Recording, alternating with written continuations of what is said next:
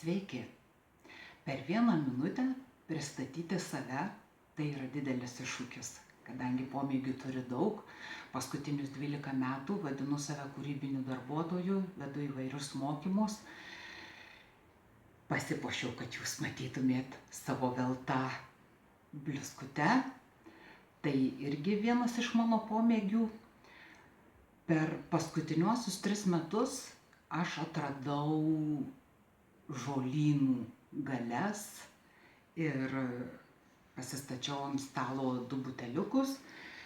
Čia yra namų kvapas, kuriuos aš kuriu. Tokiuose pačiuose buteliukuose yra supilstyti hidrolatai, kuriuos aš pati gaminu. Ir šitame mažame buteliuke yra susuktas mano rankomis kremas.